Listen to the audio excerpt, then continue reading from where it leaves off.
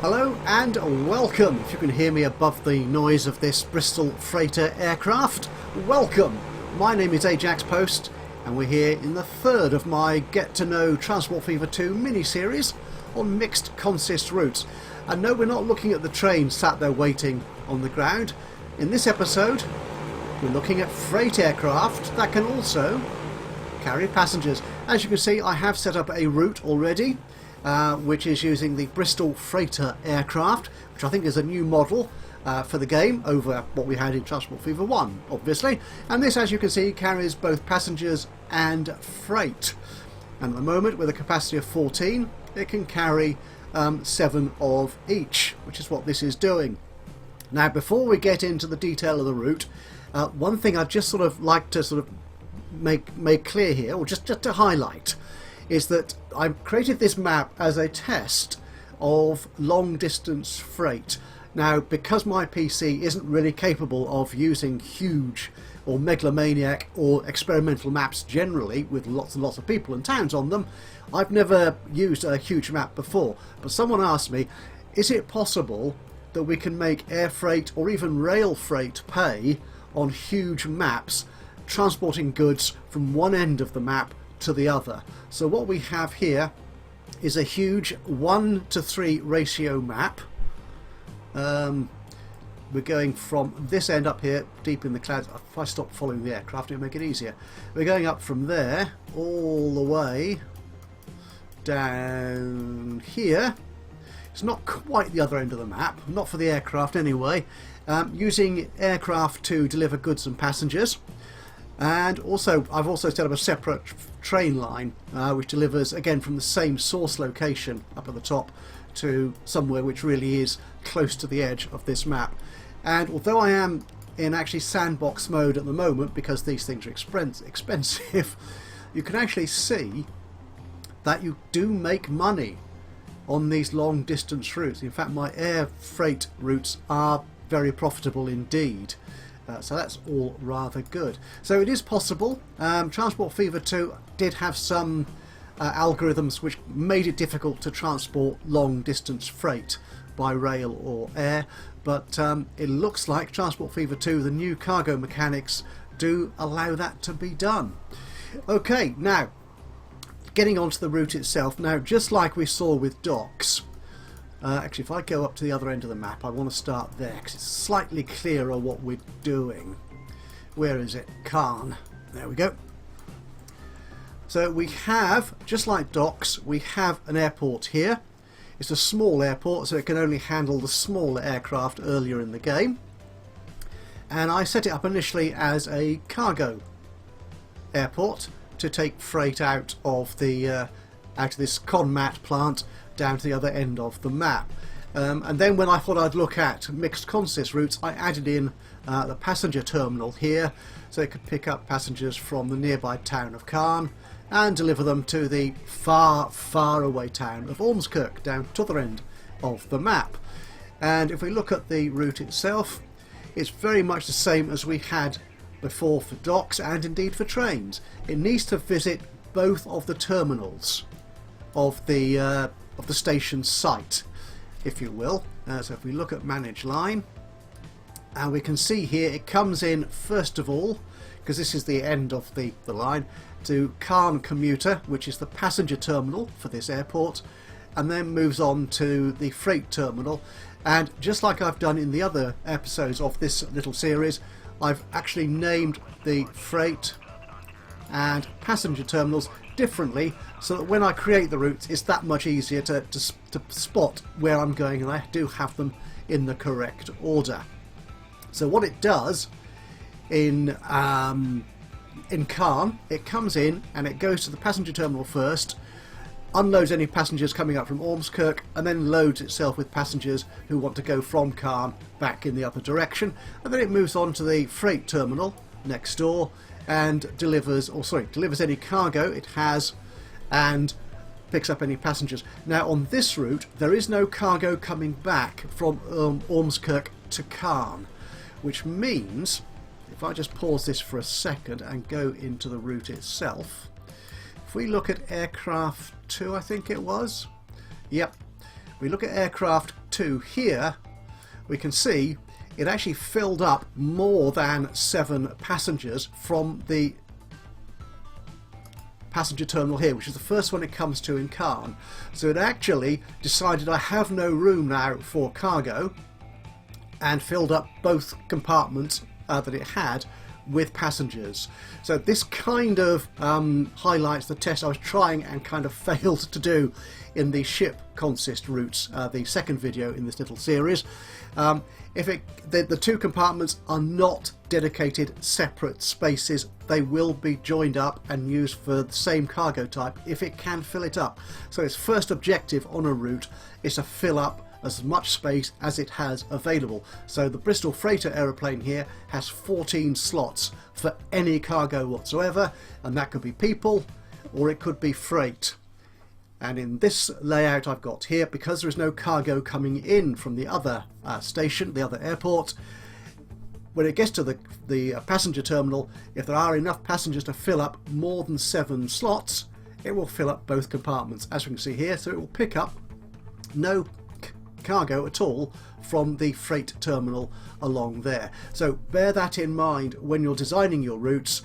Is there going to be an issue that when it gets to one of the stations in your route, it won't actually pick up the second type of cargo? This doesn't apply to trains, because trains have totally separate wagons for passengers and for freight, but for ships and for aeroplanes they have multi-purpose compartments.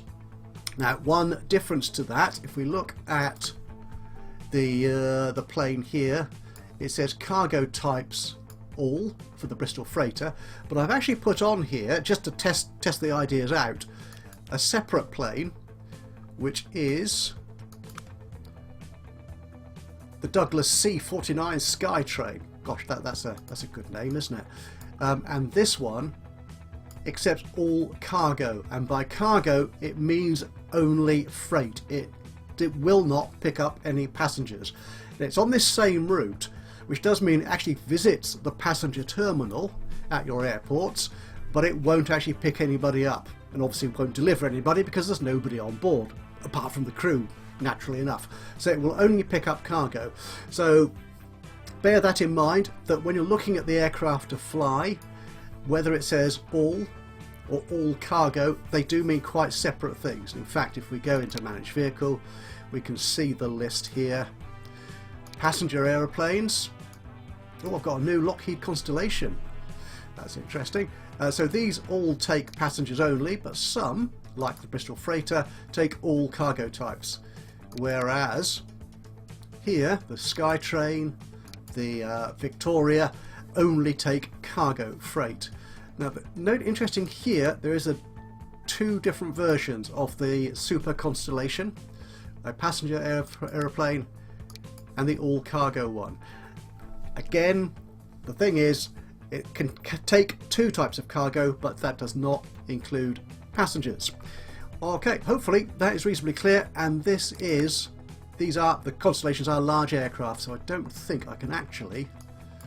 Can I replace my aircraft 4? Oh, click the right button. Aircraft 4. Can I replace that with the Constellation? What I'll do actually is I'll replace one of the other ones. What I'll do is I'll replace aircraft 1. Can I replace that with the Constellation, the cargo version? What happens when you do that? Big aircraft is incompatible with small aircraft, with small airport. I expected that to happen because, as I said, it's large, so it won't actually fit my airports. But I like the fact they use the word big as opposed to large. But that's just a lovely touch of English vocabulary for you. Okay, now the other interesting thing about this is that I do have one of these aircraft. I think it's number 3. Oh, there he is. Yeah, let's go there. No, it's not you. It's not you I want at all, actually. I want to go down to Caen. That's the trouble with having a huge map. It takes so long getting there. Right, do I have... Which one are you? your aircraft 2, you're coming into... right, excellent. So what happens here at Ormskirk Airport is it comes in from Cairn, goes to the cargo depot here, the cargo terminal, drops off the cargo, and then goes back to the passenger terminal here as stop 3 on the route. Unfortunately, although aircraft can trolley along the taxiway here in that direction, they will not go backwards. So what you actually see here, and you can see this clearly on the route map, the long lines out to the top are the to and from Cairn, but this circle in the middle is where it has to take off.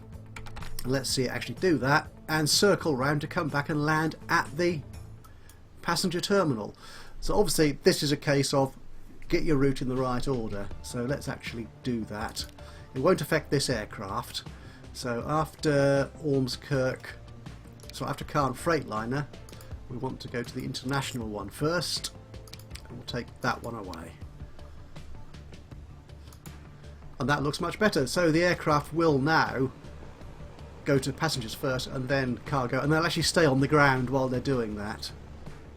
That one won't, because I hadn't changed the route in time. It already set itself to go there first. So where's that aircraft? He's going to circle round. Let's speed it up a little bit.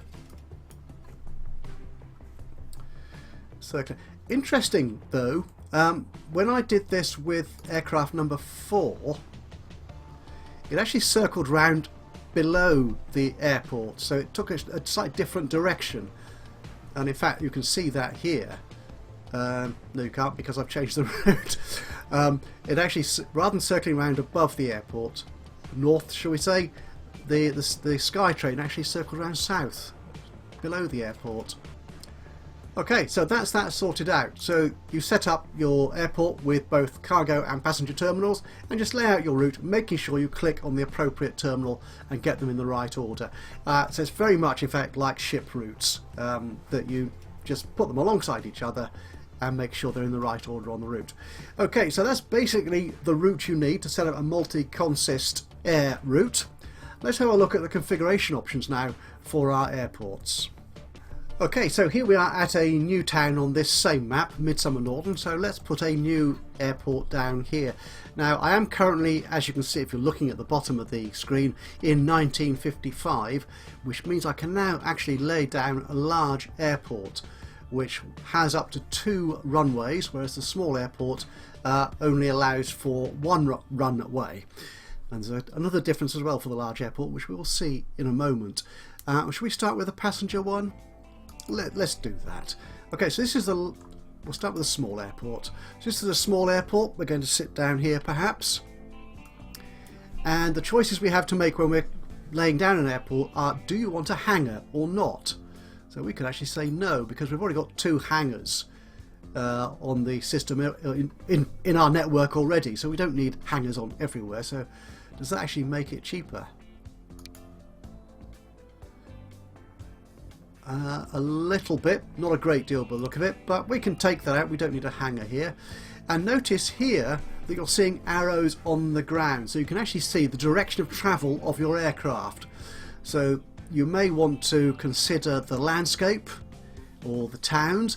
Perhaps again you don't want aircraft low flying over your residential areas, so you might be able to lay out your airport again some distance from the town, presumably that's where airports tend to be, but try and keep the actual flight paths away from the residential area to minimise the disruption of any emissions, noise and pollution from the aircraft. Now if we're looking at a large airport, they look a lot sexier, well more modern really, to be honest. You still have the choice of hangar or no hangar, and we can have 2 terminals or 3 terminals. What was it on the... Yeah, on the small airport we could have 3 terminals as well, so I didn't notice that. I did notice, but I wasn't paying attention, so we'll put just 1 in there for the time being. Now here you can actually set the landing direction. So if you look, it's not quite as clear on the sort of concrete grey here, so you've got the arrows, but you also have a little tab, if you can see there on the right hand side of the airport, which indicates the aircraft are coming in from that direction. So if I change that to right, they're coming in from the other direction, as you can just see there. And again, the arrows on the ground just confirm that that direction of travel. So let's actually put a large airport down here. We'll have them coming in from that right hand side. We'll have one terminal, no hangar. So let's put this babe, actually let's spin it around a bit.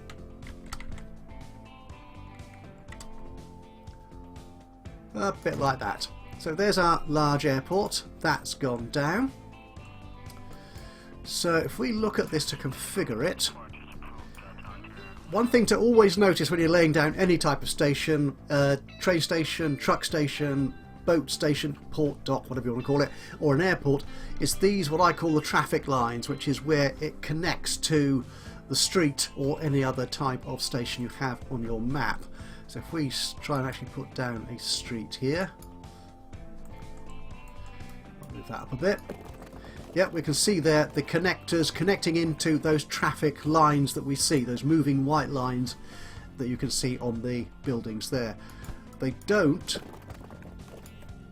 appear anywhere near the actual passenger terminals themselves. So they're on an airport, a bit like a dock which has the landings and the road strips at the back of the docks. The airports only have one point of entry and exit, and that is the passenger terminal building, if you will, here. Now on a cargo airport,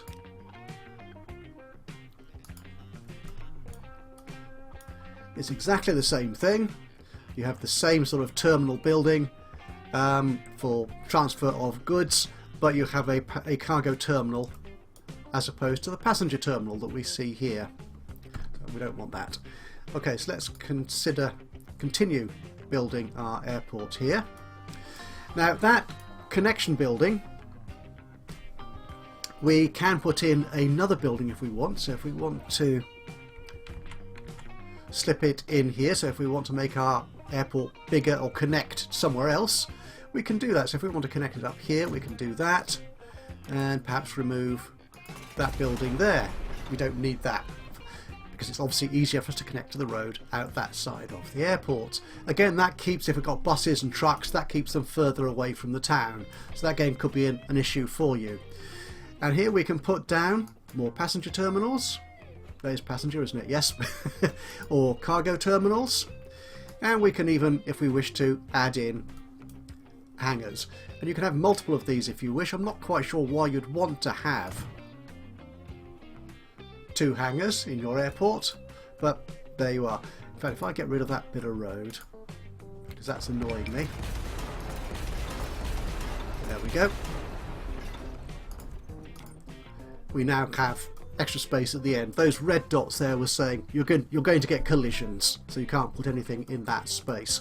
You can only build on that one side of the airport. You can't sort of build on the second side. And miscellaneous here, you have approach lights, which determines the approach and takeoff direction of the runway. So these we've already got a set down there, but we can't put them down there. So what we need to do, can I delete them? I can delete them from there and put down the approach lights at the other end. You can only obviously have one set of approach lights on an airport, so if we put them down there this time, we can't put them at the other end of the runway. So yeah, so we could add if we want to. I don't want a hangar there. What was I thinking of? Okay, we want to put in, that's a passenger terminal. We want to put in a cargo terminal, so we'll put you there. Now again, notice the direction of travel. So what this means for this airport is it will get to the cargo terminal first and then the passenger terminal, which may be how you want it. I really don't know. It's up to you. So if we put cargo there, it means the aircraft will come in, deliver cargo, or unload or pick up cargo, and then go to the passenger terminal. Of course, there could be 2 totally separate routes, but if you're looking at a multi-consist route, then you do need to bear in mind the aircraft will travel in one direction only around the airport.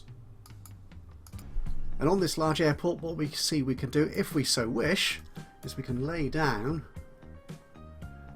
slip into 1, 2, 3, 4, 5 terminals in all. So I've got here 4 passenger and 1 cargo, plus a main building. You need the main building to allow goods and people to transfer into and out of the airport. So in Ormskirk, which is a small airport, we can configure that. And it looks like likewise passenger terminals. 1, 2. Oh, that's a hangar. So if I get rid of the hangar, we could put in. There's another cargo terminal. So yeah, like on the large airport, we can actually have 5 terminals, but obviously they can only handle the smaller aircraft. So that's it. What you can't do on airports in Transport Fever 2 is you can't upgrade them from small to large, and it appears we can't add additional runways. So you can have multiple terminals for multiple lines, but you are still limited by the number of aircraft you can get trolleying along, if I can use that term, the runway and taxiways of the airport itself. Okay, so that's it. I don't think there's anything else. If there's any other questions that you have, any thoughts about multi-consist airports and air routes, then please do drop a note, drop a question into the comments box below. It'd be great to hear from you. If you've any sort of examples of your use of multi-consist routes for either trains, boats or planes, do let me know. Do share with us some examples of your game, screenshots or whatever. There's always slightly different ways of doing it, and I've certainly discovered a few other ways since uploading these videos. So my videos in this mixed consist mini-series aren't the last word on this. Even as the game stands, and we're just a couple of small patches into the release, people have worked out how to do things a bit differently to the way I've worked them, and I dare say as the game evolves over the next year, 2, 3, 4, however long the game lasts, and they keep updating it, we will see more options become available to us. But from me, Ajaxpost, here in Transport Fever 2, thank you so much for joining me for this little mixed consist mini-series. I hope you've enjoyed it. I hope it's been helpful and useful to you in exploring some of the options available to us. And if you've enjoyed this, just give us a like, that'd be much appreciated. And of course, even better, if you've got anything to say, any suggestions or ideas or even criticisms, just drop a note into the comments box below. And if you've not already done so, you could always subscribe to the channel, and that way you'll know when I upload any more Transport Fever 2 videos, or indeed any of my other series that I put out as Let's Plays or guides, tutorials, whatever it is I think might be good to do. So from me, Ajaxpost, once again, thank you so much for your company, and I'll see you again soon. And until then, bye bye for now.